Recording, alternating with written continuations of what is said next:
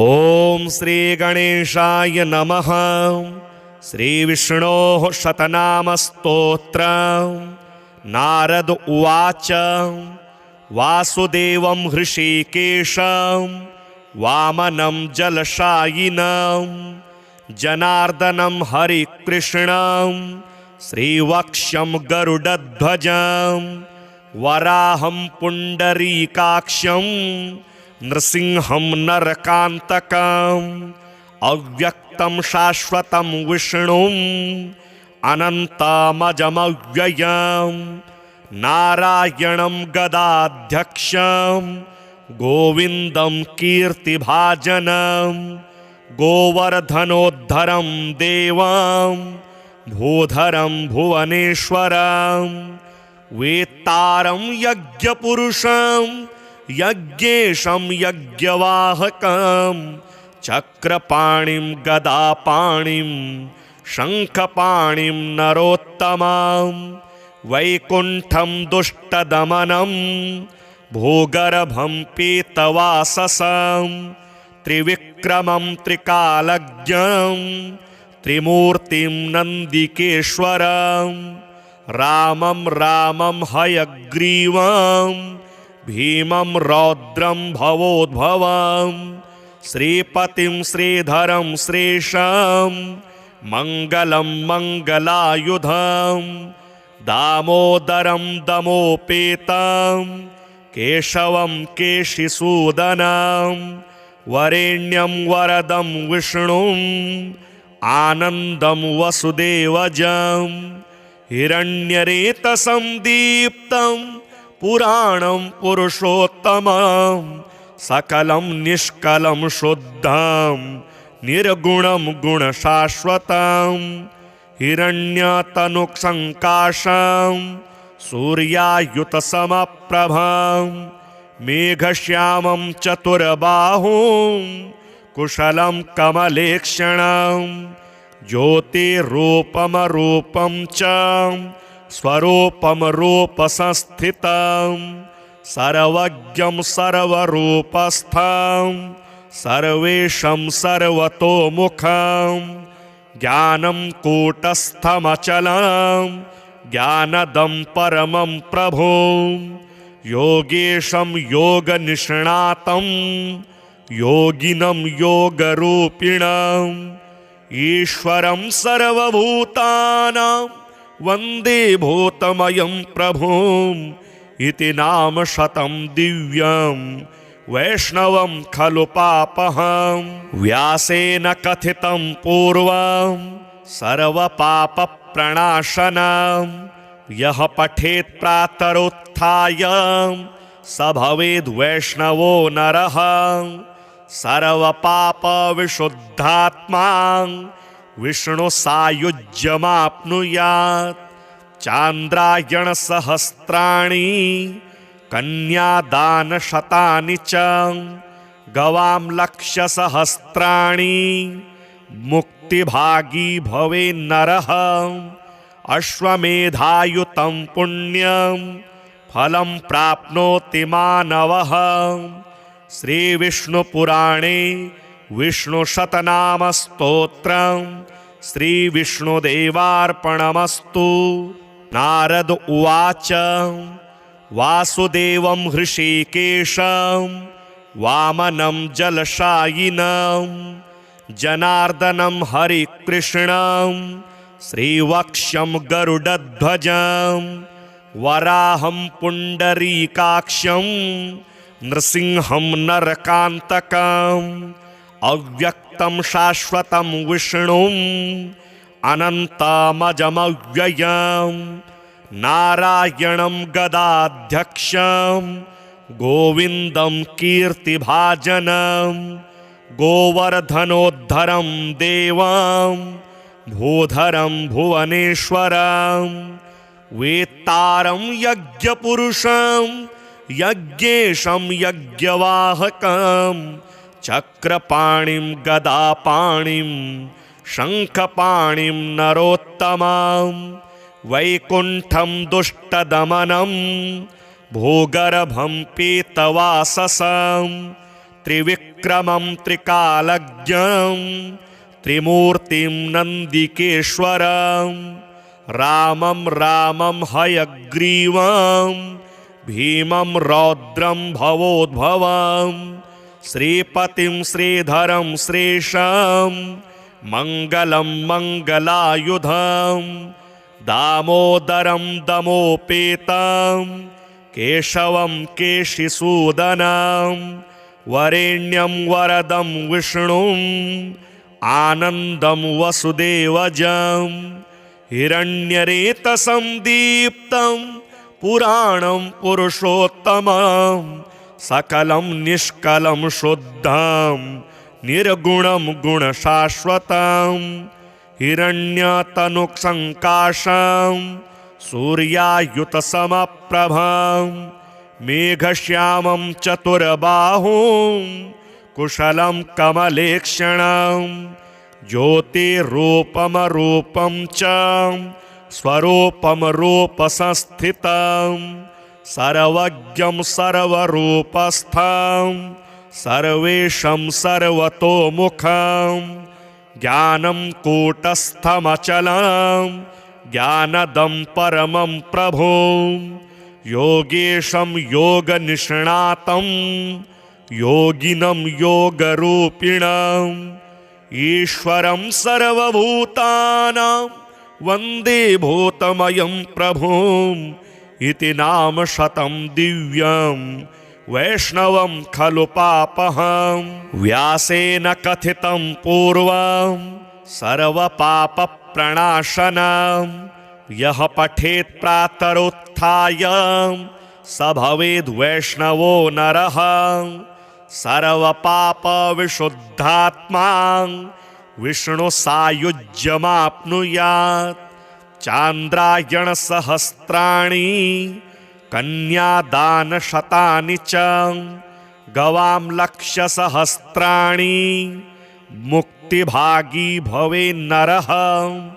अश्वमेधायुतं पुण्यं फलं प्राप्नोति मानवः श्रीविष्णुपुराणे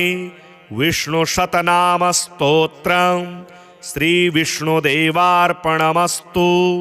नारद उवाच वासुदेवं हृषीकेशं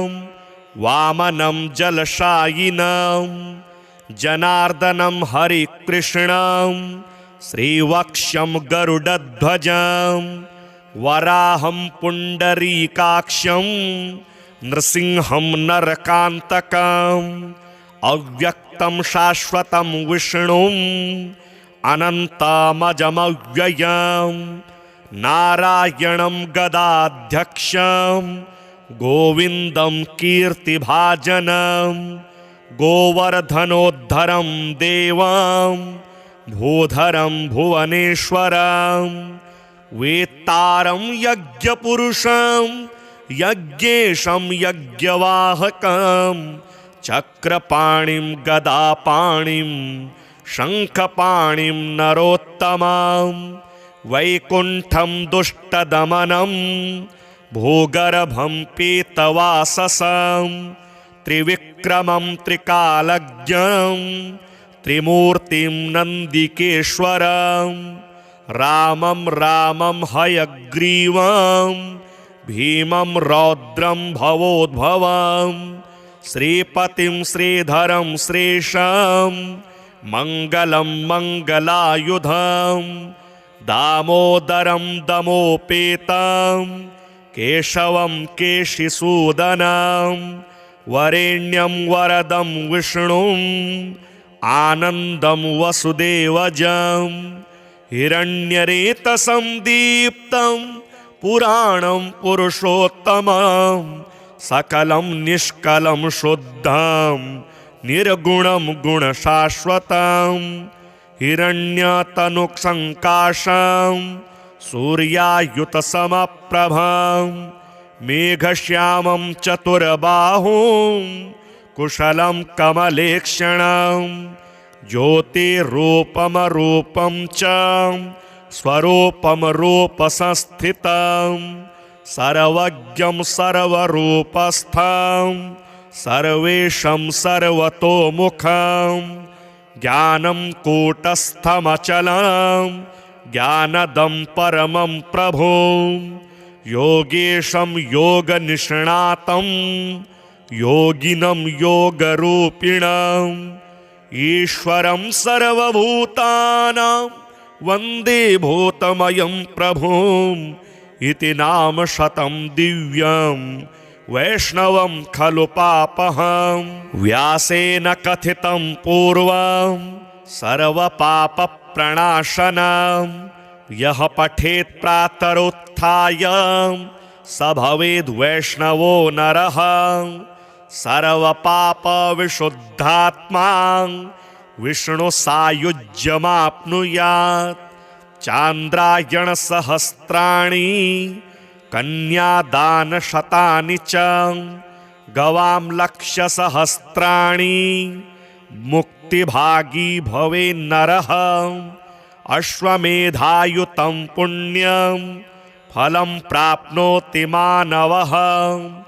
श्रीविष्णुपुराणे विष्णुशतनामस्तोत्रम् श्रीविष्णुदेवार्पणमस्तु।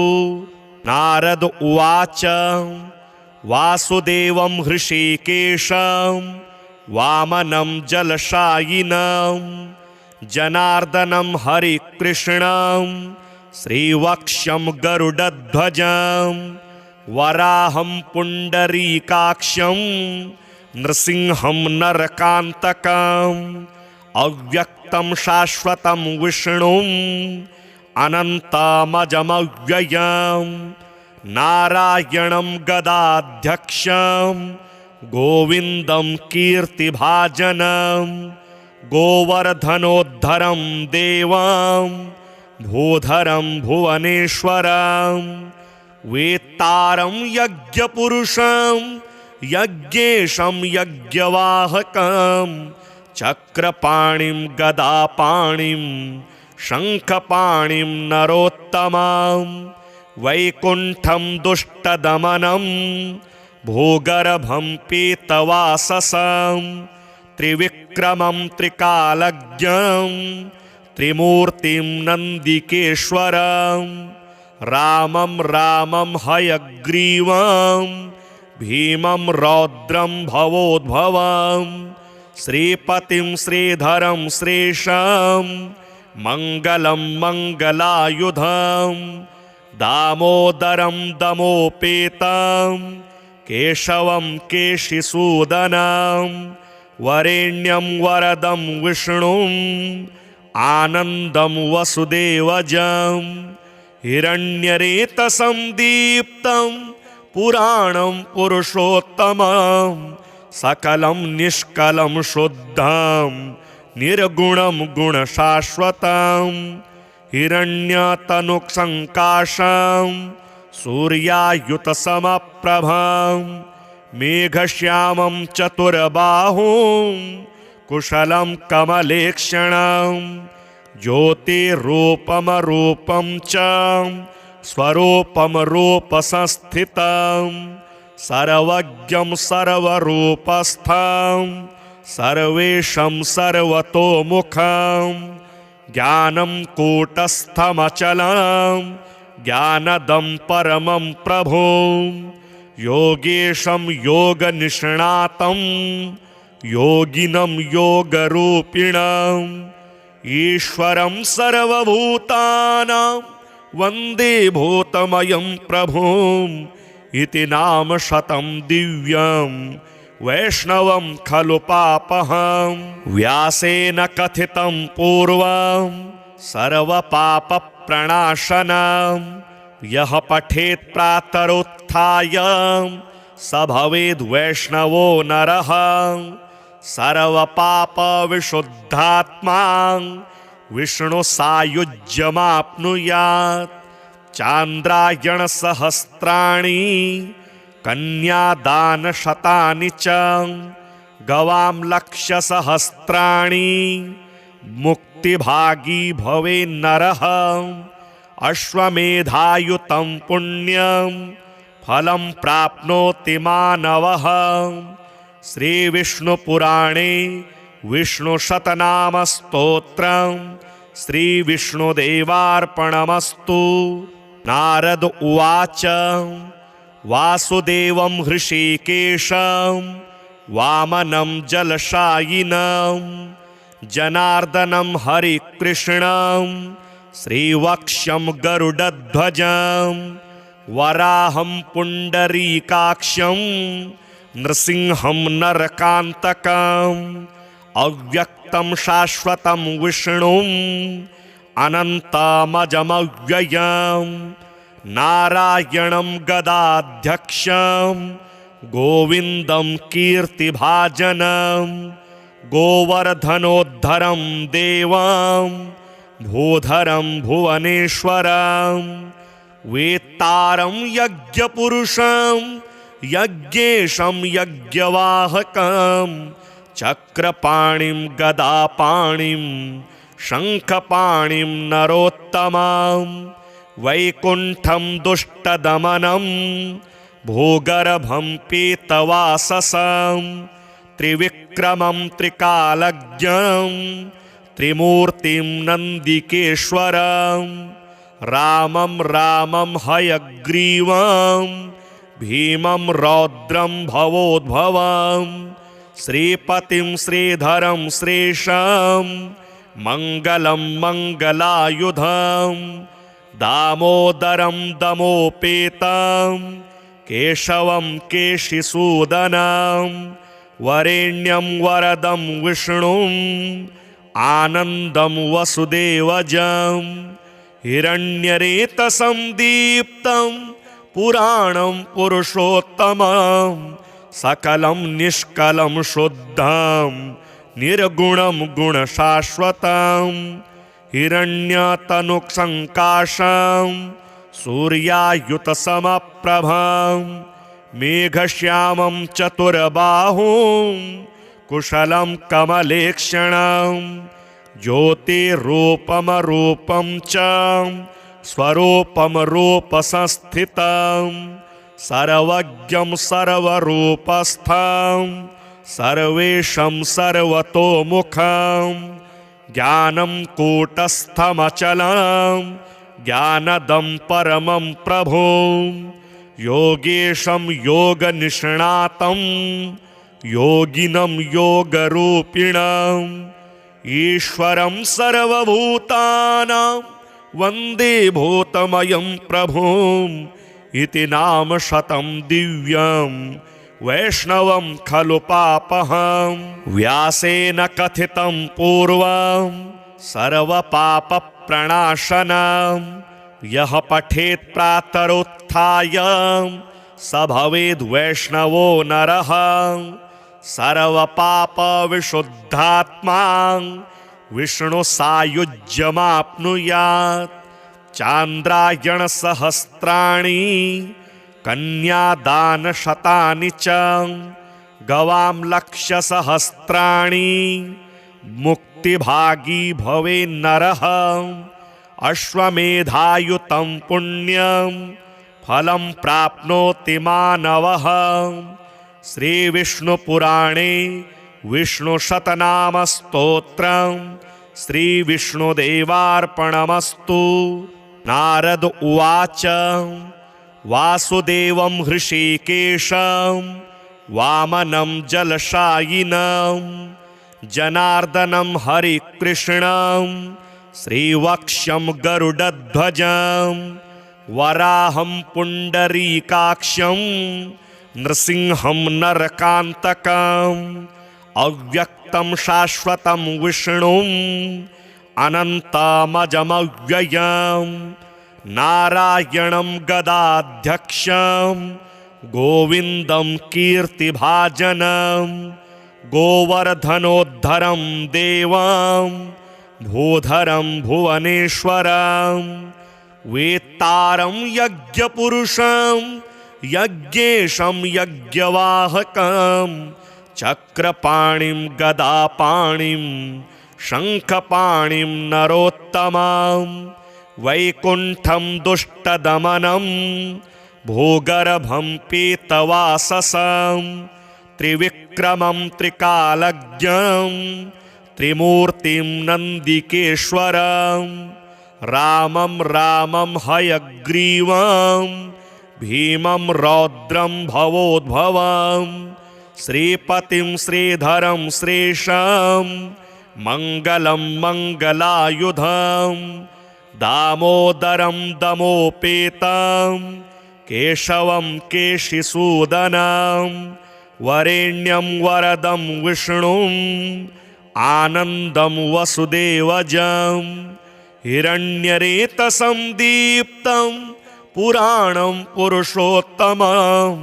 सकलं निष्कलं शुद्धं निर्गुणं गुणशाश्वतं हिरण्यतनुसङ्काशं सूर्यायुतसमप्रभं मेघश्यामं चतुर्बाहुं कुशलं कमलेक्षणं ज्योतिरूपमरूपं च स्वरूपं रूपसंस्थितं सर्वज्ञं सर्वरूपस्थं सर्वेशं सर्वतोमुखं ज्ञानं कूटस्थमचलं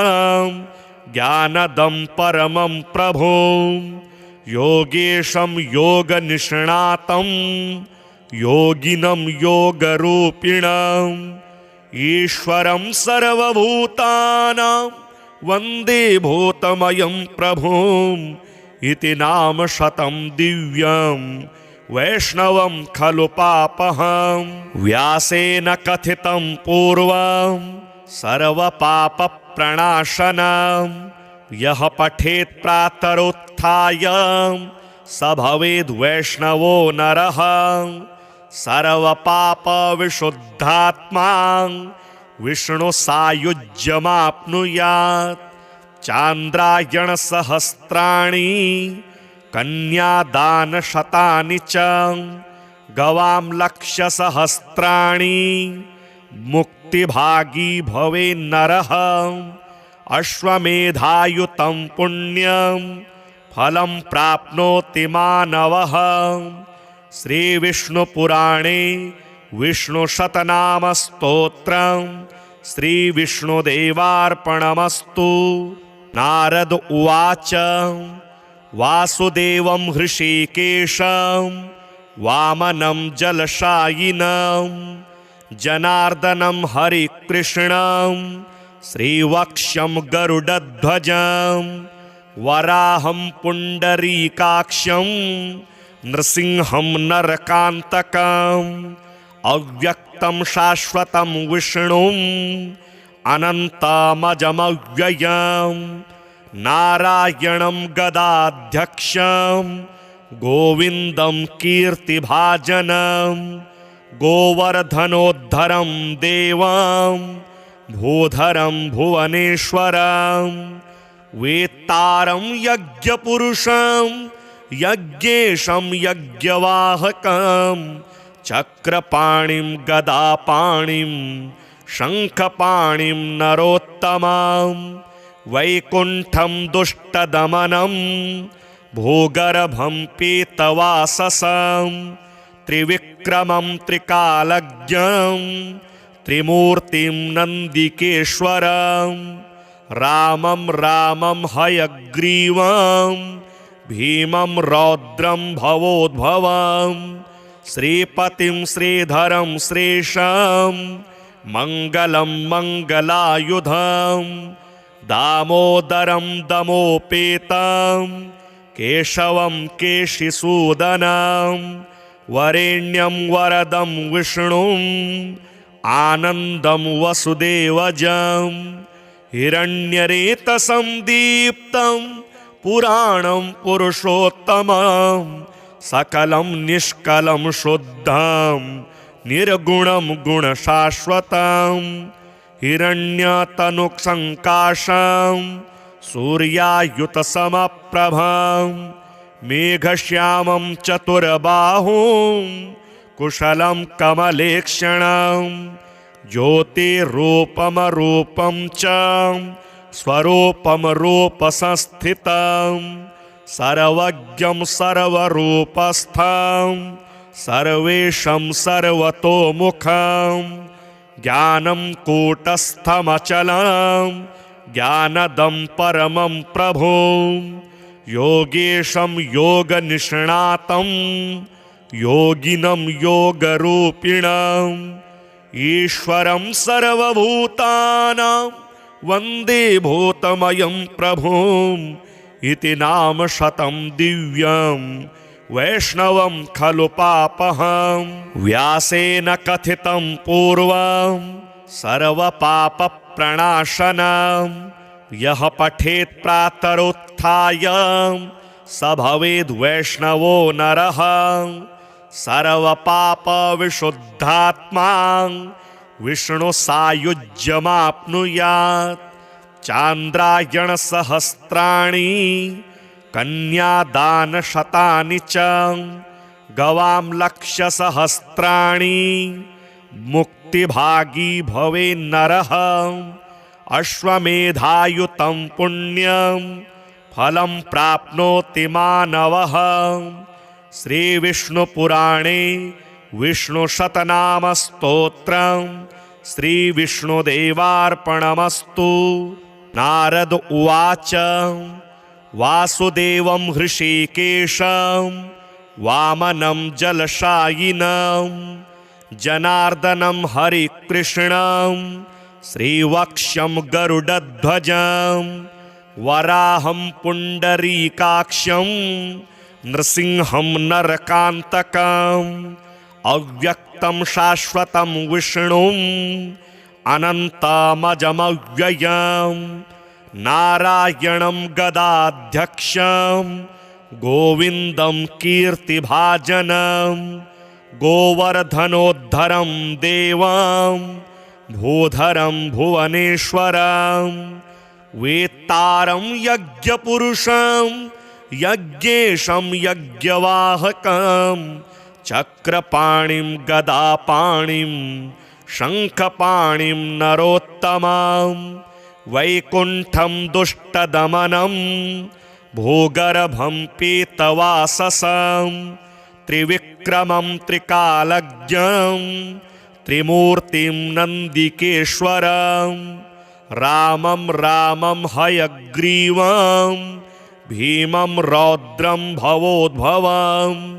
श्रीपतिं श्रीधरं श्रेषं मङ्गलं मङ्गलायुधं दामोदरं दमोपेतं केशवं केशिसूदनं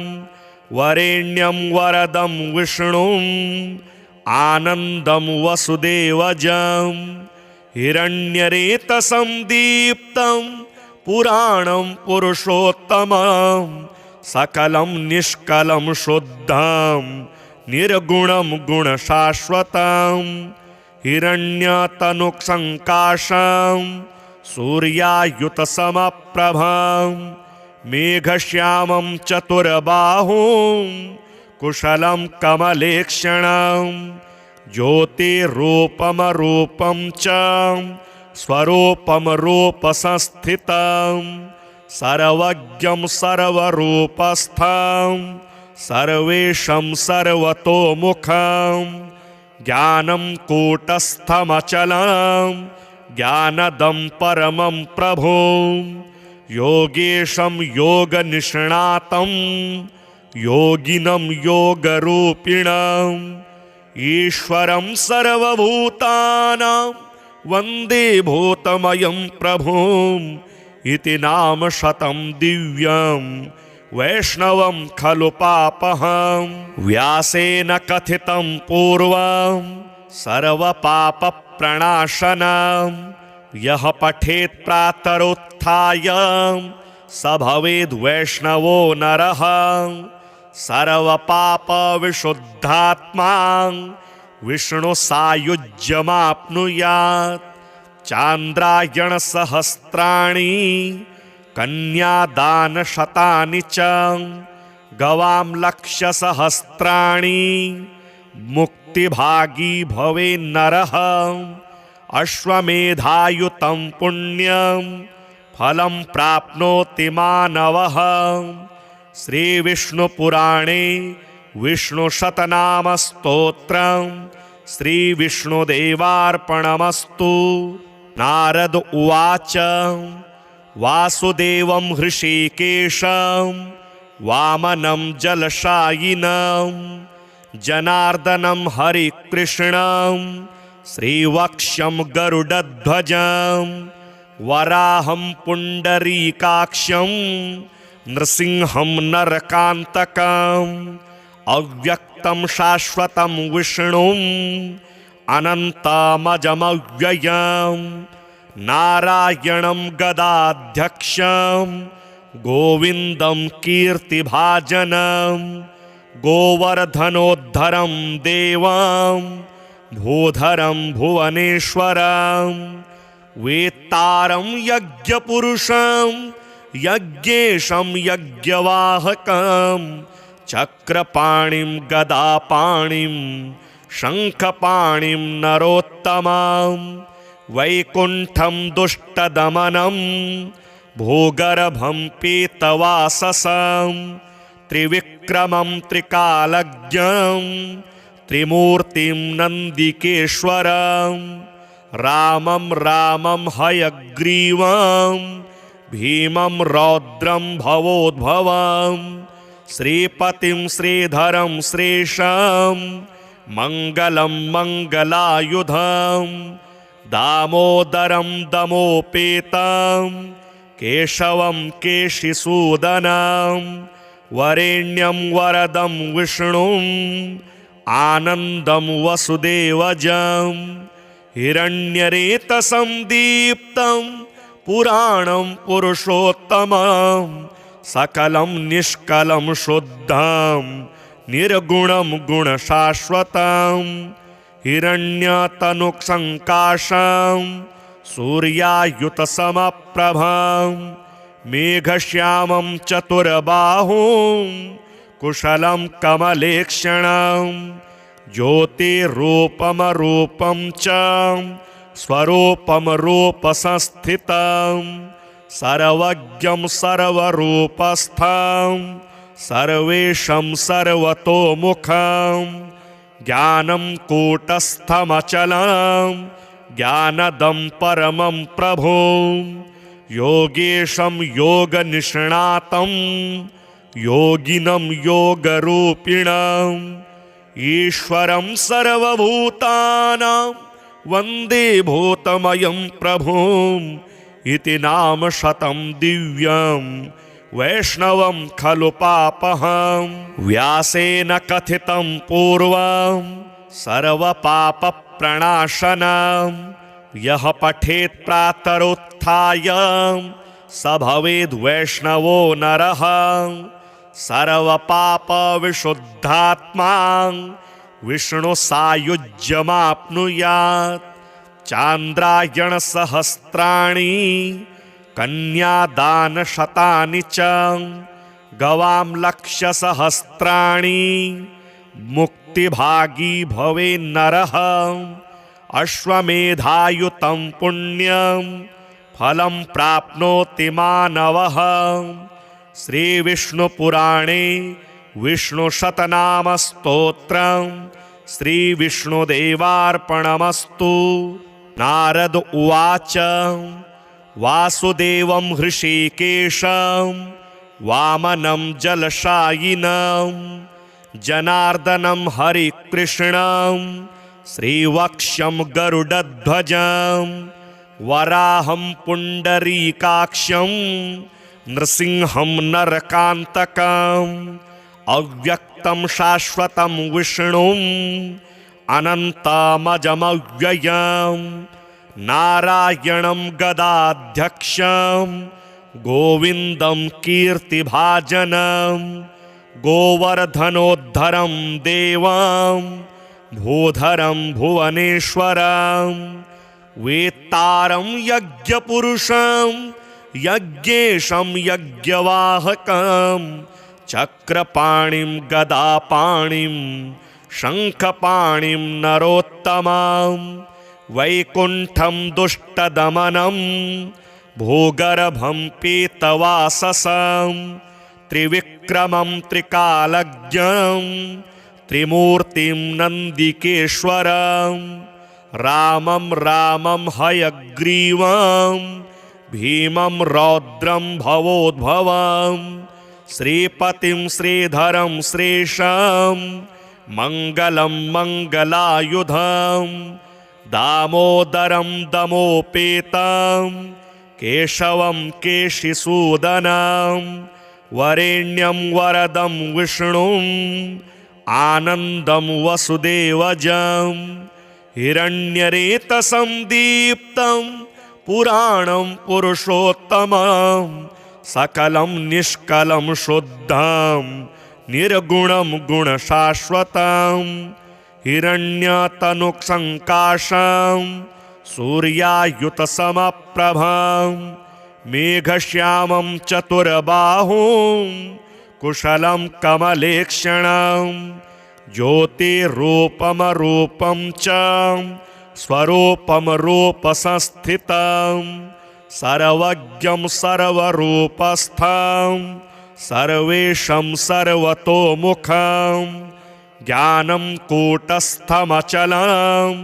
ज्ञानदं परमं प्रभुं योगेशं योगनिष्णातं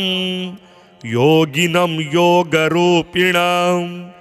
ईश्वरं सर्वभूतानां वन्दे भूतमयं प्रभुम् इति नाम शतं दिव्यं वैष्णवं खलु पापहं व्यासेन कथितं पूर्वं सर्वपापप्रणाशनं यः पठेत् प्रातरुत्थाय स भवेद् वैष्णवो नरः सर्वपापविशुद्धात्मा विष्णुसायुज्यमाप्नुयात् चान्द्रायणसहस्राणि कन्यादानशतानि च गवां लक्षसहस्राणि मुक्तिभागी भवेन्नरः अश्वमेधायुतं पुण्यं फलं प्राप्नोति मानवः श्रीविष्णुपुराणे विष्णुशतनामस्तोत्रं श्रीविष्णुदेवार्पणमस्तु।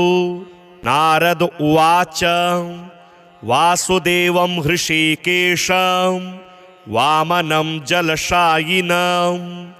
जनार्दनं हरिकृष्णं श्रीवक्ष्यं गरुडध्वजं वराहं पुण्डरीकाक्षं नृसिंहं नरकान्तकम् अव्यक्तं शाश्वतं विष्णुम् अनन्तमजमव्ययं नारायणं गदाध्यक्षं गोविन्दं कीर्तिभाजनं गोवर्धनोद्धरं देवं भूधरं भुवनेश्वरं वेत्तारं यज्ञपुरुषं यज्ञेशं यज्ञवाहकं चक्रपाणिं गदापाणिं शङ्खपाणिं नरोत्तमं वैकुण्ठं दुष्टदमनं भूगर्भं पीतवाससं त्रिविक्रमं त्रिकालज्ञं त्रिमूर्तिं नन्दिकेश्वरं रामं रामं हयग्रीवं भीमं रौद्रं भवोद्भवं श्रीपतिं श्रीधरं श्रेषं मङ्गलं मङ्गलायुधं दामोदरं दमोपेतं केशवं केशिसूदनं वरेण्यं वरदं विष्णुं आनन्दं वसुदेवजं हिरण्यरेतसं दीप्तं पुराणं पुरुषोत्तमं सकलं निष्कलं शुद्धं निर्गुणं गुणशाश्वतं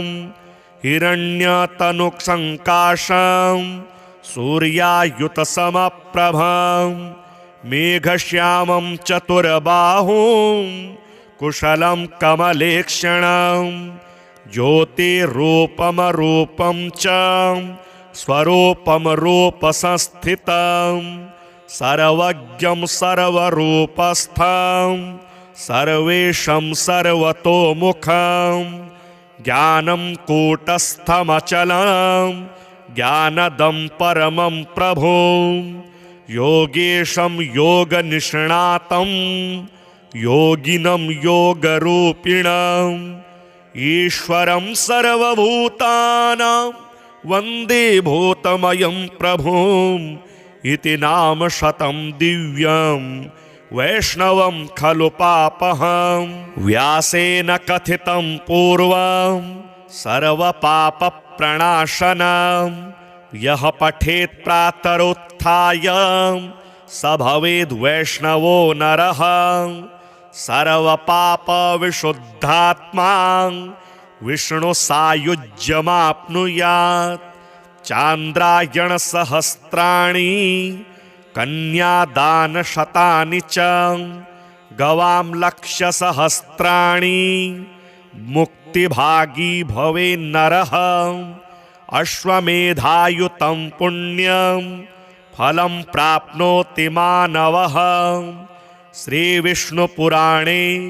विष्णुशतनामस्तोत्रं श्रीविष्णुदेवार्पणमस्तु। नारद उवाच वासुदेवं हृषीकेशं वामनं जलशायिनं जनार्दनं हरिकृष्णं श्रीवक्ष्यं गरुडध्वजं वराहं पुण्डरीकाक्षं नृसिंहं नरकान्तकम् अव्यक्तं शाश्वतं विष्णुम् अनन्तमजमव्ययं नारायणं गदाध्यक्षं गोविन्दं कीर्तिभाजनं गोवर्धनोद्धरं देवं भूधरं भुवनेश्वरं वेत्तारं यज्ञपुरुषं यज्ञेशं यज्ञवाहकं चक्रपाणिं गदापाणिं शङ्खपाणिं नरोत्तमं वैकुण्ठं दुष्टदमनं भूगर्भं पीतवाससं त्रिविक्रमं त्रिकालज्ञं त्रिमूर्तिं नन्दिकेश्वरं रामं रामं हयग्रीवं भीमं रौद्रं भवोद्भवं श्रीपतिं श्रीधरं श्रेषं मङ्गलं मङ्गलायुधं दामोदरं दमोपेतं केशवं केशिसूदनं वरेण्यं वरदं विष्णुम् आनन्दं वसुदेवजं हिरण्यरेतसं दीप्तं पुराणं पुरुषोत्तमं सकलं निष्कलं शुद्धं निर्गुणं गुणशाश्वतं हिरण्यतनुसङ्काशं सूर्यायुतसमप्रभं मेघश्यामं चतुर्बाहुं कुशलं कमलेक्षणं ज्योतिरूपमरूपं च स्वरूपं रूपसंस्थितं सर्वज्ञं सर्वरूपस्थं सर्वेशं सर्वतोमुखं ज्ञानं कूटस्थमचलं ज्ञानदं परमं प्रभुं योगेशं योगनिष्णातं योगिनं योगरूपिणम् ईश्वरं सर्वभूतानां वन्दे भूतमयं प्रभुम् इति नाम शतं दिव्यं वैष्णवं खलु पापहं व्यासेन कथितं पूर्वं सर्वपापप्रणाशनं यः पठेत् प्रातरुत्थाय स भवेद् वैष्णवो नरः सर्वपापविशुद्धात्मा विष्णुसायुज्यमाप्नुयात् चान्द्रायणसहस्राणि कन्यादानशतानि च गवां लक्षसहस्राणि मुक्तिभागी भवेन्नरः अश्वमेधायुतं पुण्यं फलं प्राप्नोति मानवः श्रीविष्णुपुराणे विष्णुशतनामस्तोत्रं श्रीविष्णुदेवार्पणमस्तु। नारद उवाच वासुदेवं हृषीकेशं वामनं जलशायिनं जनार्दनं हरिकृष्णं श्रीवक्ष्यं गरुडध्वजं वराहं पुण्डरीकाक्षं नृसिंहं नरकान्तकम् अव्यक्तं शाश्वतं विष्णुम् अनन्तमजमव्ययं नारायणं गदाध्यक्षं गोविन्दं कीर्तिभाजनं गोवर्धनोद्धरं देवं भूधरं भुवनेश्वरं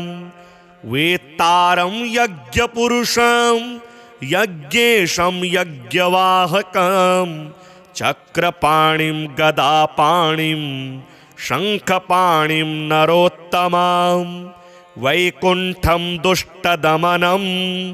भूगर्भं पीतवाससं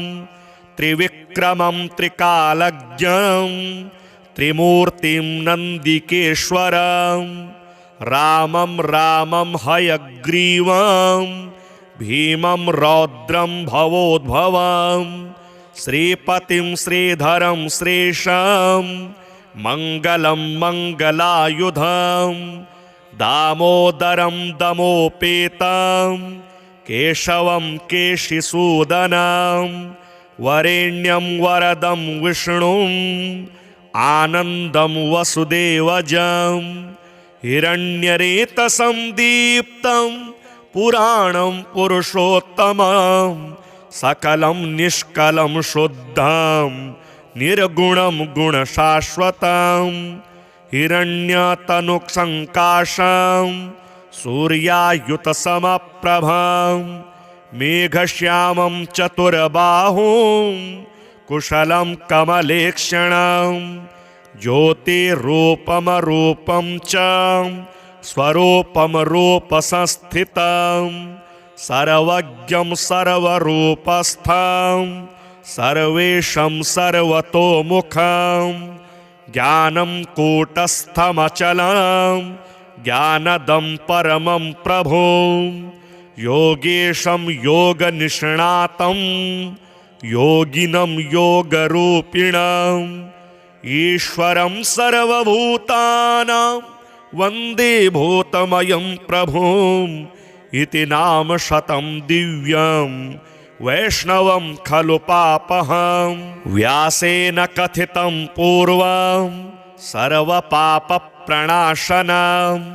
यः पठेत् प्रातरुत्थाय स भवेद् वैष्णवो नरः सर्वपापविशुद्धात्मा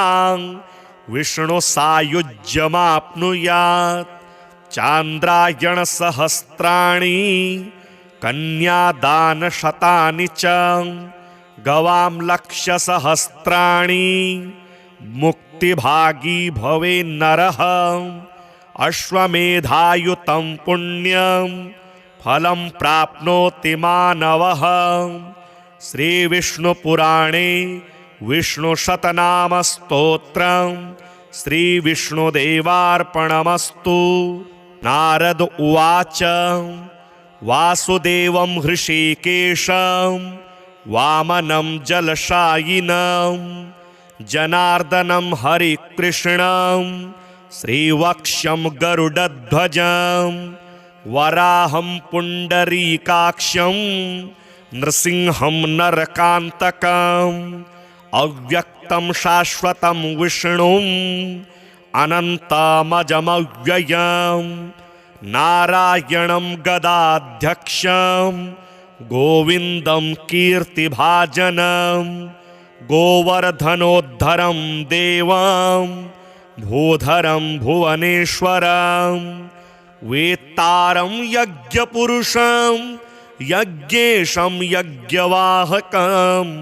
चक्रपाणिं गदापाणिं शङ्खपाणिं नरोत्तमं वैकुण्ठं दुष्टदमनं भूगर्भं पीतवाससं त्रिविक्रमं त्रिकालज्ञं त्रिमूर्तिं नन्दिकेश्वरं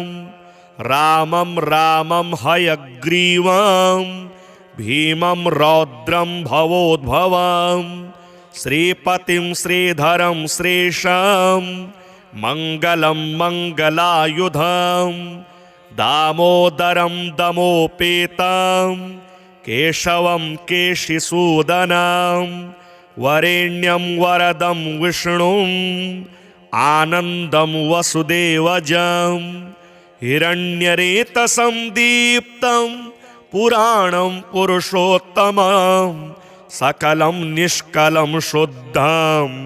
निर्गुणं गुणशाश्वतं हिरण्यतनुसङ्काशं सूर्यायुतसमप्रभं मेघश्यामं चतुर्बाहुं कुशलं कमलेक्षणं ज्योतिरूपमरूपं च स्वरूपं रूपसंस्थितं सर्वज्ञं सर्वरूपस्थं सर्वेशं सर्वतोमुखं ज्ञानं कूटस्थमचलं ज्ञानदं परमं प्रभुं योगेशं योगनिष्णातं योगिनं योगरूपिणम् ईश्वरं सर्वभूतानां वन्दे भूतमयं प्रभुम् इति नाम शतं दिव्यं वैष्णवं खलु पापहं व्यासेन कथितं पूर्वं सर्वपापप्रणाशनं यः पठेत् प्रातरुत्थाय स भवेद् वैष्णवो नरः सर्वपापविशुद्धात्मा विष्णुसायुज्यमाप्नुयात् चान्द्रायणसहस्राणि कन्यादानशतानि च गवां लक्षसहस्राणि मुक्तिभागी भवेन्नरः अश्वमेधायुतं पुण्यं फलं प्राप्नोति मानवः श्रीविष्णुपुराणे विष्णुशतनामस्तोत्रं श्रीविष्णुदेवार्पणमस्तु। नारद उवाच वासुदेवं हृषीकेशं वामनं जलशायिनं जनार्दनं हरिकृष्णं श्रीवक्ष्यं गरुडध्वजं वराहं पुण्डरीकाक्षं नृसिंहं नरकान्तकम् अव्यक्तं शाश्वतं विष्णुम् अनन्तमजमव्ययं नारायणं गदाध्यक्षं गोविन्दं कीर्तिभाजनं गोवर्धनोद्धरं देवं भूधरं भुवनेश्वरं वेत्तारं यज्ञपुरुषं यज्ञेशं यज्ञवाहकं चक्रपाणिं गदापाणिं शङ्खपाणिं नरोत्तमं वैकुण्ठं दुष्टदमनं भूगर्भं पीतवाससं त्रिविक्रमं त्रिकालज्ञं त्रिमूर्तिं नन्दिकेश्वरं रामं रामं हयग्रीवं भीमं रौद्रं भवोद्भवं श्रीपतिं श्रीधरं श्रेषं मङ्गलं मङ्गलायुधं दामोदरं दमोपेतं केशवं केशिसूदनं वरेण्यं वरदं विष्णुं आनन्दं वसुदेवजं हिरण्यरेतसं दीप्तं पुराणं पुरुषोत्तमं सकलं निष्कलं शुद्धं निर्गुणं गुणशाश्वतं हिरण्यतनुसङ्काशं सूर्यायुतसमप्रभं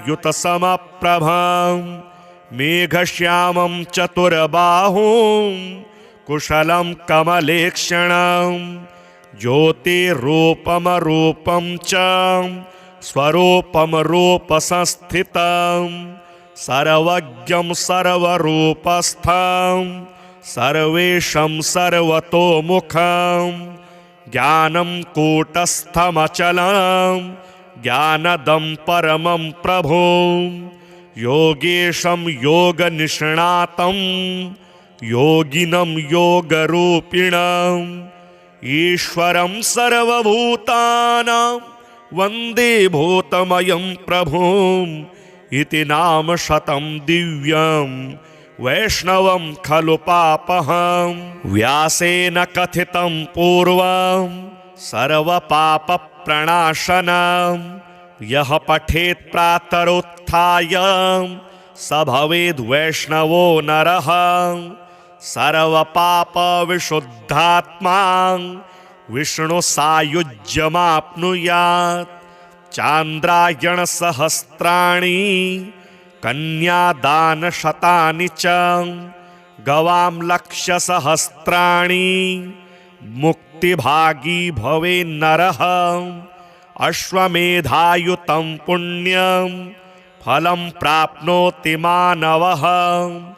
श्रीविष्णुपुराणे विष्णुशतनामस्तोत्रं श्रीविष्णुदेवार्पणमस्तु। नारद उवाच वासुदेवं हृषीकेशं वामनं जलशायिनं जनार्दनं हरिकृष्णं श्रीवक्ष्यं गरुडध्वजं वराहं पुण्डरीकाक्षं नृसिंहं नरकान्तकम् अव्यक्तं शाश्वतं विष्णुम् अनन्तमजमव्ययं नारायणं गदाध्यक्षं गोविन्दं कीर्तिभाजनं गोवर्धनोद्धरं देवं भूधरं भुवनेश्वरं वेत्तारं यज्ञपुरुषं यज्ञेशं यज्ञवाहकं चक्रपाणिं गदापाणिं शङ्खपाणिं नरोत्तमं वैकुण्ठं दुष्टदमनं भूगर्भं पीतवाससं त्रिविक्रमं त्रिकालज्ञं त्रिमूर्तिं नन्दिकेश्वरं रामं रामं हयग्रीवं भीमं रौद्रं भवोद्भवं श्रीपतिं श्रीधरं श्रेषं मङ्गलं मङ्गलायुधं दामोदरं दमोपेतं केशवं केशिसूदनं वरेण्यं वरदं विष्णुं आनन्दं वसुदेवजं हिरण्यरेतसं दीप्तं पुराणं पुरुषोत्तमं सकलं निष्कलं शुद्धं निर्गुणं गुणशाश्वतं हिरण्यतनुसङ्काशं सूर्यायुतसमप्रभं मेघश्यामं चतुर्बाहुं कुशलं कमलेक्षणं ज्योतिरूपमरूपं च स्वरूपं रूपसंस्थितं सर्वज्ञं सर्वरूपस्थं सर्वेशं सर्वतोमुखं ज्ञानं कूटस्थमचलं ज्ञानदं परमं प्रभुं योगेशं योगनिष्णातं योगिनं योगरूपिणम् ईश्वरं सर्वभूतानां वन्दे भूतमयं प्रभुम् इति नाम शतं दिव्यं